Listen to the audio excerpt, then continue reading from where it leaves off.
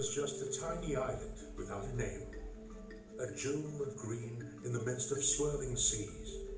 When men arrive, they call it Pulau Ujung, the island at the end, and then Temasek or Sea Town because of the small trading outpost that takes root here.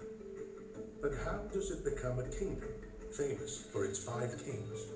Some say it begins with a prince fleeing from his enemies, but no one really knows where the myth ends and where history begins. The prince arrives on an island with pristine white sands and finds a majestic beast roaming its jungles.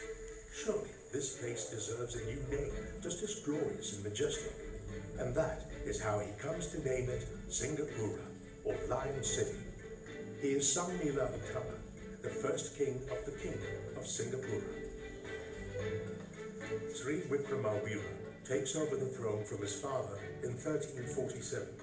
The flourishing kingdom of Singapura draws the attention of the powerful Majapahit Empire from Java, who sends an envoy to demand its submission. Sri Wickremawira refuses, and the furious Majapahit king orders an attack on Singapura. But the attempt fails, and the Javanese are driven off. In 1362, Sri Wickremawira's son, Sri Rana Vikrama, takes over the throne. According to legend, a supernaturally strong man, Badam, enters his court. He competes in a challenge to lift a heavy stone in a show of strength. And not only does he lift the stone, he flings it all the way to the mouth of the Singapore River. It is believed that a fragment of this fabled stone endures to this day, better known as the Singapore Stone, one of our country's national treasures. The next king in line is Sri Maharaja, who takes over in 1375. During his reign, legend has it that the Tola, or swordfish, attack and ravage the coast of Singapura. A young boy, Hang Nadim, comes up with the idea of using banana trunks to trap the Tola when they leap out of the water. The jealous king, threatened by the boy's intelligence, eventually orders him to be killed. The last king of Singapura is Parameswara, originally a prince from Palembang.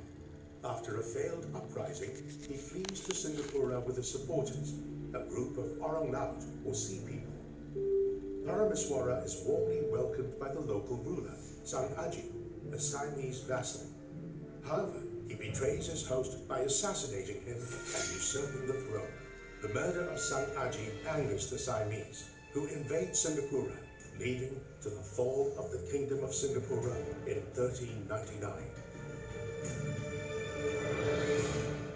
Just like that, the winds shift, as Parameswara flees north and finds refuge in Malacca.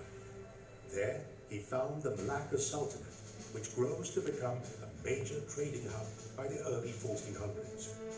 Flourishing maritime trade with China and strong demand for spices from the west herald the age of commerce in Southeast Asia, and Singapore becomes a naval base for the newly established Malacca Sultanate, with the fearless Orang Laut warriors forming the backbone of the naval force.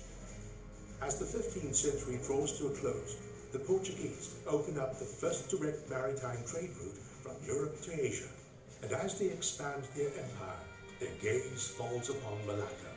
In 1511, the Portuguese attack and capture Malacca, leaving Singapore as one of the bases from which the Sultanate launches attacks on the Portuguese.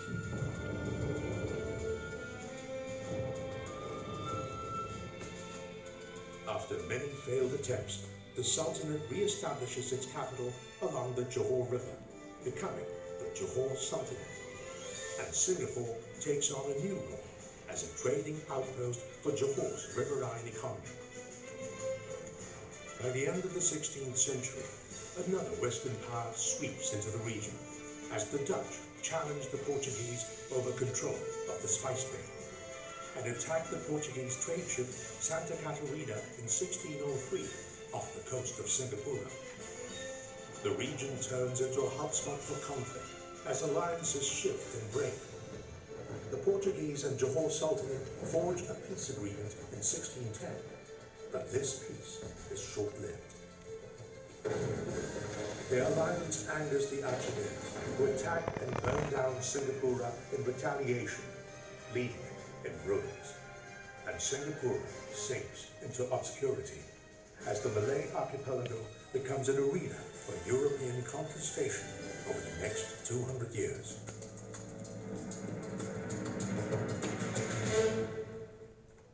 In 1805, a 23-year-old officer from the British East India Company is sent to Penang to serve as the Assistant Secretary for its new government.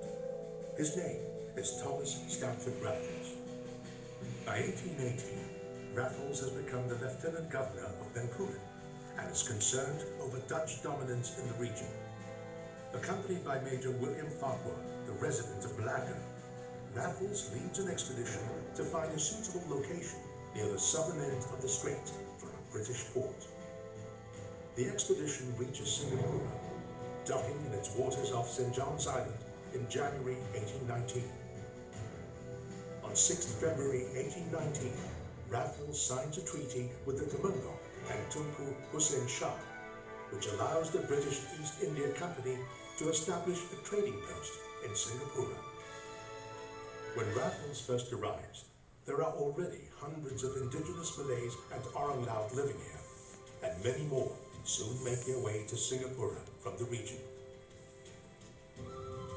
The establishment of a free port in Singapore draws an influx of migrants in search of new opportunities. They bring their heritage, language and lifestyle practices with them, turning Singapore into a vibrant and culturally diverse trading hub. From coolies to merchants, from convict laborers to philanthropists, these enterprising pioneers lay the foundations for modern-day Singapore. However, as the population surges, living conditions become overcrowded and rife with diseases. Impoverished laborers turn to opium and gambling for solace, and secret societies grow in power.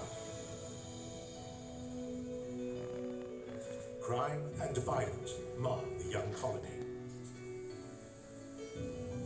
As the 20th century unfolds, investment in education and public health gradually raises the overall standard of living in Singapore. With increasing affluence, a new middle class emerges. More English-educated locals take on leadership roles in government and society. The people in Singapore are starting to take their destiny into their own hands. However, storm clouds are gathering around this vulnerable island. Just as powerful forces around the world shaped its history, the winds of change will soon engulf Singapore.